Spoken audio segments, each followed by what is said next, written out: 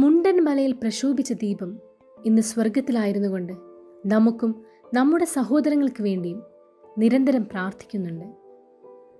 മലങ്കര സുറിയാനി കത്തോലിക്ക സഭയുടെ പുനരൈക്യ ശില്പിയും പുണ്യശ്ലോകനുമായ മാർ ഇവാനിയോസ് പിതാവിൻ്റെ 67ാം ഓർമ്മ പെരുന്നാളിലേക്ക് നാം നടന്നെടുക്കുകയാണ്.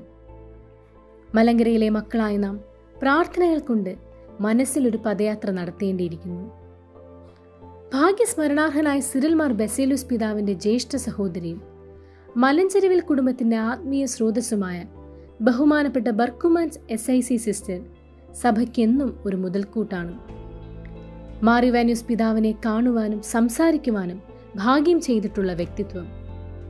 1953 ജൂലൈ 15 പിതാവ് ഈ ലോകത്തോട് വിട പറഞ്ഞപ്പോൾ അദ്ദേഹത്തിൻ്റെ കബറടക്ക ശുശ്രൂഷയിലും അന്നു മുതൽ ഇന്ന് വരെ നീണ്ട 67 വർഷക്കാലം പിതാവിൻ്റെ ഓർമ്മ പെരുന്നാളിൽ മുടങ്ങാതെ കബറിൽ ചെന്ന് പ്രാർത്ഥിക്കുന്ന സഭയിലെ സന്യസ്ത ശ്രേഷ്ഠ. വർഷങ്ങൾക്കിപ്പുറവും സിസ്റ്ററിൻ്റെ ഓർമ്മകൾ നമ്മോട് പങ്കുവെക്കുമ്പോൾ അത് കൂടുതൽ തീക്ഷ്ണതയോടെ പുണ്യപിതാവിൻ്റെ മധ്യസ്ഥതയിൽ ദൈവസന്നിധിയിലേക്ക് നമ്മെ അടുപ്പിക്കുന്നതായി തീരട്ടെ. മണിക്കൂറുകൾ എടുക്കുകയല്ലോ പിതാവ് പുനരയിക്കപ്പെട്ടിട്ട് അപ്പോഴേ പിതാവിനൊരു പ്രത്യേക സ്നേഹം ഉണ്ടായിരുന്നു നമ്മുടെ ഉള്ളന്നൂർ പള്ളിയുമായിട്ട്. ഇപ്പം പിതാവ് വർഷത്തിൻ്റെ ഈ അവസാനം റെസ്റ്റ് ചെയ്യുന്ന നമ്മുടെ ഉള്ളന്നൂർ പള്ളിയിലായിരുന്നു ഈ കഷ്ടാനുവാഴ്ച ഒരാഴ്ച.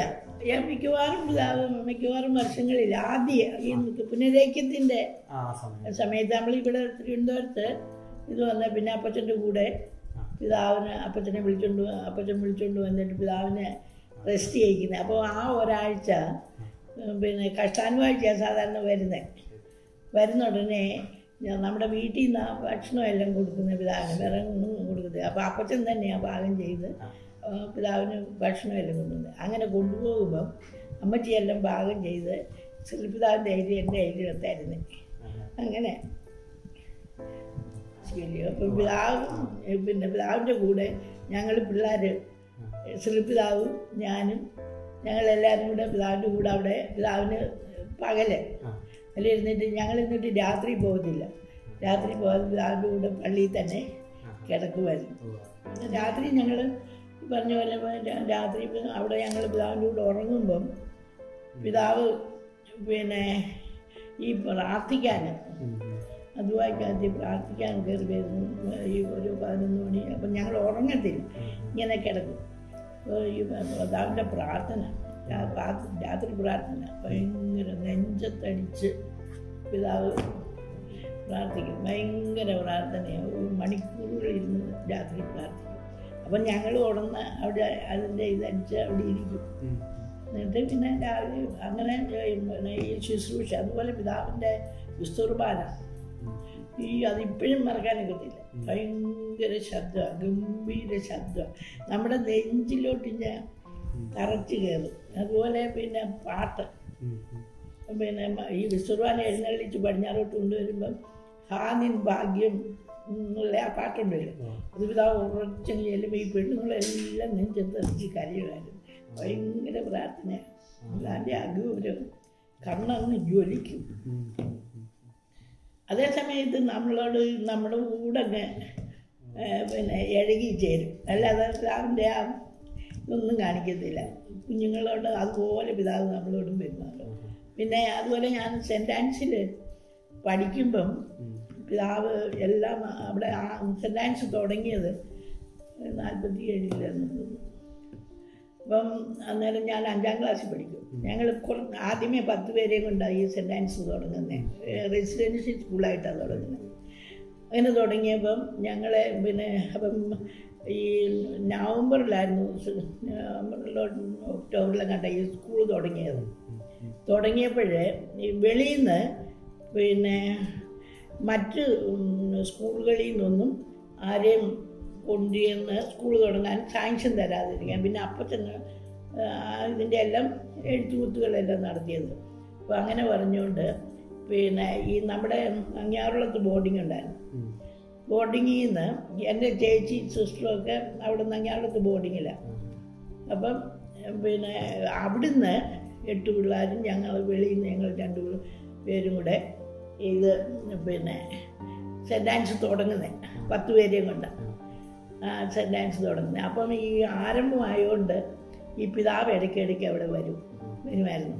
അത് തന്നെയല്ല ഈ പിതാവ് നമ്മുടെ ആദ്യത്തെ മദർമാർ ആ 10 പേരിൽ മദർ ധനഹായായിരുന്നു ഞങ്ങളുടെ ഹെഡ് മിസ്ട്രസ്. അപ്പം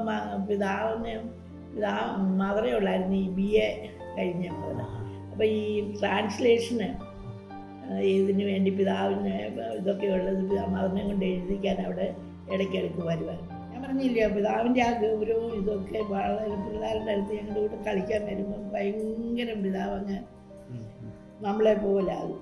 ആ ഗൗരവമൊക്കെ എന്ന് പറഞ്ഞാൽ പിതാവിനെ കണ്ടു കഴിഞ്ഞാൽ പിന്നെ നമുക്ക് നമ്മുടെ മനസ്സിനകത്ത് ആ ഗംഭീര്യവും അതിൻ്റെ ആ വലിപ്പവും കണ്ടു കഴിഞ്ഞാൽ നമ്മൾ ആ ദൈവത്തെ കാണുന്ന പോലെ തന്നെയാണ് മുഖത്തിൻ്റെ ആ ഗ്രേസിനോട്ട് വരുന്നത്. നമ്മുടെ ചങ്കിനകത്തോട്ട് അതിൻ്റെ ശബ്ദം തന്നെ നമ്മുടെ ഹൃദയത്തിലോട്ടങ്ങ് തറയ്ക്കും. ഒരിക്കലും മറക്കാനൊക്കത്തില്ല. അങ്ങനത്തെ ഇതായിരുന്നു. പിന്നെ പിതാവിൻ്റെ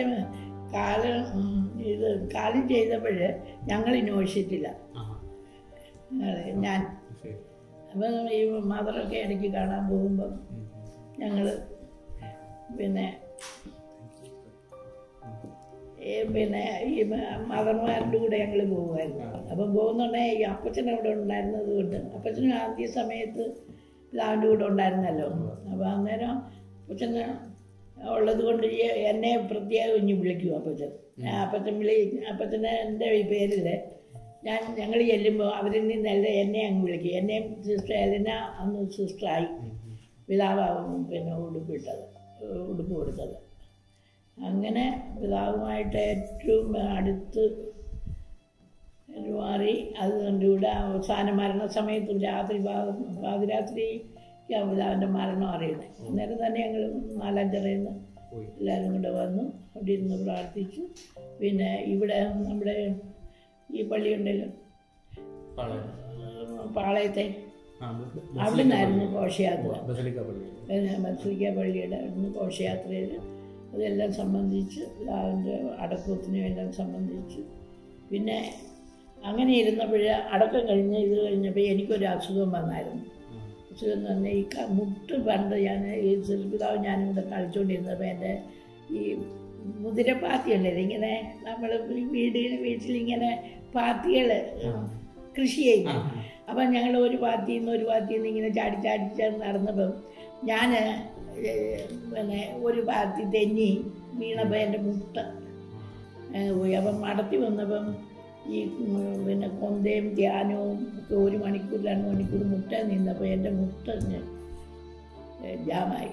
ഞാൻ എന്നിട്ട് ഈ വേദനയൊന്നും ആരോടും പറയാതെ ഞങ്ങൾ 2 പേരും കൂടെ അമ്മച്ചി വഴക്ക് പറയുമെന്ന് വിചാരിച്ച് ഇച്ചിരി കുഴമ്പൊക്കെ തിരുമ്മി.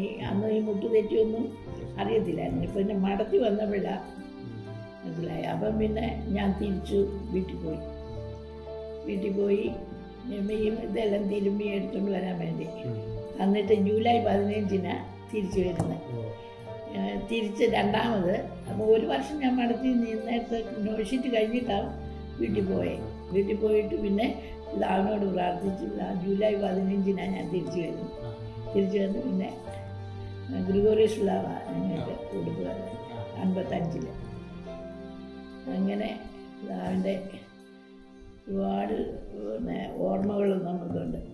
എനിക്ക് ഏറ്റവും ഭാഗ്യം പിതാവിൻ്റെ കൂടെ ഈ 50 വർഷവും പിതാവിൻ്റെ കവറിങ്കെ പോയി പ്രാർത്ഥിക്കാൻ പറ്റി എന്നുള്ളതാണ്. ഈ വർഷം എനിക്ക് 67-ാമതായിരുന്നു. 66 വർഷവും പിന്നെ അവൻ്റെ 1 പ്രാവശ്യം കണ്ടാൽ മതി നമ്മൾ പിന്നെ ദൈവത്തെ മറക്കത്തില്ല. ഭയങ്കര പിതാവൊന്നും മിണ്ടണ്ട, ഇങ്ങനെ നമ്മളോട് ഇച്ചിരി നമുക്കൊരു 1/2 മിനിറ്റ് ഇരുന്നാൽ മതി. അപ്പോഴത്തേക്കും നമ്മുടെ ഹൃദയം ദൈവത്തിങ്കിലേക്ക് അനങ്ങാതാക്കി പോകും. മാതാവിനോട് ഒരുപാട് പ്രാർത്ഥിക്കും. അയ്യോ പറയുന്നതല്ല, മാതാവിനോടും പിന്നെ ഈ സക്രാരി വിസ്തുർബാനയോടുള്ള പിതാവിൻ്റെ ഭക്തി ഭയങ്കരമാണ്. നെഞ്ചത്തടിച്ചേ പ്രാർത്ഥിക്കത്തുള്ളൂ. പ്രാർത്ഥനയ്ക്കൊണ്ടൊരു ശക്തി. ഇങ്ങനെ അത് നമുക്കൊന്നും അത് പറയാൻ പോലും അറിയത്തില്ല. കേട്ടെങ്കിലും കണ്ടെങ്കിലും അത് മനസ്സിലാകത്തുള്ളൂ. യുവജനങ്ങളോട് പറയുന്നത് അവർ നമ്മുടെ പിതാവിൻ്റെ ജീവചരിത്രം വായിച്ചിട്ട് അതനുസരിച്ച് മുന്നോട്ട് പോയാൽ ഒരുപാട് നന്മ ഉയരാനുള്ള ഈ ആശയങ്ങൾ പിതാവിൻ്റെ കയ്യിൽ നിന്ന് ഇഷ്ടം പോലെ നമ്മൾ ഈ വായിക്കുന്നതിനകത്തുനിന്ന് കിട്ടും. ഇപ്പം തന്നെയാണെങ്കിലും നിങ്ങൾ പിന്നെ ഒരു ഒരു ഇതിന് എന്തെങ്കിലും ഒരു സംരംഭത്തിന് ഇറങ്ങുകയാണെങ്കിൽ തന്നെ അതിനെക്കുറിച്ച് പിതാവിൻ്റെ ആ ദീർഘദൃഷ്ടി, അത് ഇന്നത് തുടങ്ങുമ്പോഴേ പിതാവ് അത് മനസ്സിലാക്കും. അത് എന്താ, അതങ്ങനെ പോയാൽ എന്ത് ചെയ്യുക, ഇങ്ങനെ ചെയ്താൽ എന്ത് ചെയ്യുക, ഇങ്ങനെ പിതാവ് ഉടനെ അതിൻ്റെ അന്ന് പറഞ്ഞ പോലെ നിങ്ങളും ഒരു കാര്യത്തിന് സംരംഭത്തിന് പോകുമ്പോൾ അതിനെക്കുറിച്ച് ഒന്ന് ആലോചിച്ച് വിചിന്തനം ചെയ്ത് അത് സ്ട്രോങ് ആയിട്ട് അതിൽ ഒരുപാട് പിന്നെ പ്രതിബന്ധങ്ങളുണ്ടാകും.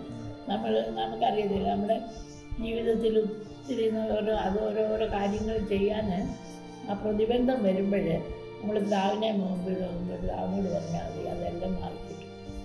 എന്നിട്ട് അത് മനസ്സിലാക്കി നിങ്ങൾ മുന്നോട്ട് പോയാൽ ഒരുപാട് കാര്യങ്ങൾ സഭയ്ക്ക് വേണ്ടി നിങ്ങൾക്ക് ചെയ്യാം, ലോകത്തിന് നന്മയും ചെയ്യാം. എന്തെങ്കിലും ഒന്ന് കാണുമ്പോൾ അയ്യോ ഇനി അത് എന്തോ ആയിട്ട് ഇത് വന്നാൽ വേണ്ട, ഒരിക്കലും അങ്ങനെ നിങ്ങൾ ചെയ്യരുത്. നല്ല സ്ട്രോങ് ആയിട്ട് നിൽക്കണം. അത് എൻ്റെ ജീവിതത്തിൽ തന്നെ ഞാൻ ഇതൊക്കെ കണ്ടുപിടിച്ചതുകൊണ്ടാണ്. ഇപ്പം തന്നെ ആണെങ്കിലും എനിക്കിപ്പോൾ 86 വയസ്സുണ്ട്. പിന്നെ ഈ വയസ്സിൽ ഇപ്പോഴും ഞാൻ പിന്നെ നമ്മുടെ സോഷ്യൽ വർക്കിൻ്റെ ഇത് ആടിനെ വളർത്തിയും കോഴിയെ വളർത്തിയൊക്കെ ഈ പാവങ്ങൾക്ക് ഏതാണ്ട് 10 ലക്ഷം രൂപ അവരെ സഹായിക്കുന്നു. അങ്ങനെ ഓരോ സംരംഭങ്ങൾ ഓരോന്നും നമ്മൾ മനസ്സിൽ കണ്ട് ആദ്യം ഒത്തിരി ഇപ്പോഴും അതിൻ്റെ പ്രതിസന്ധികളുണ്ടാകും. ആടിനെയും കോഴിയെയും ഒക്കെ വളർത്തുന്ന എന്തിനാ ഒക്കെ ഒത്തിരി. എന്നാലും നമുക്ക് അത് നമ്മുടെ ആദർശം എന്താണെന്ന് നമ്മൾ മനസ്സിലാക്കി കഴിഞ്ഞാൽ വിടരും. വിഷമങ്ങളും പ്രയാസങ്ങളും ഉണ്ടാകും, അതിനെ നമ്മൾ തരണം ചെയ്തുകൊണ്ട് ഏറ്റവും ശക്തിയിൽ അത് മെയിൻ വേണ്ടിയത് പ്രാർത്ഥനയാണ്.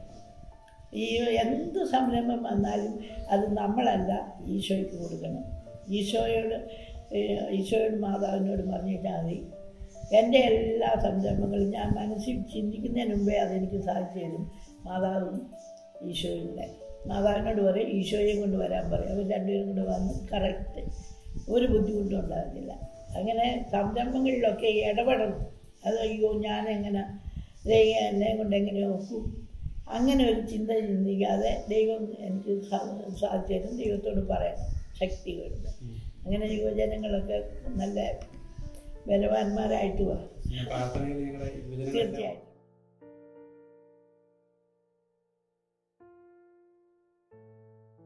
നാളെ മുതൽ വരുന്ന 15 ദിനങ്ങൾ മലങ്കര സഭ വീണ്ടും ഒരു ഓർമ്മ തിരുനാളിന് ഒരുങ്ങുകയാണ്. മാറുവാനൂസ് പിതാവിലൂടെ ദൈവസന്നിധിയിലേക്ക് നമുക്ക് കൂടുതൽ അടുക്കാം. ഏറെ ബഹുമാനപ്പെട്ട ബർക്കുമാൻ സിസ്റ്ററിന്റെ വാക്കുകൾ അതിന് നമുക്കൊരു പ്രചോദനമാകട്ടെ.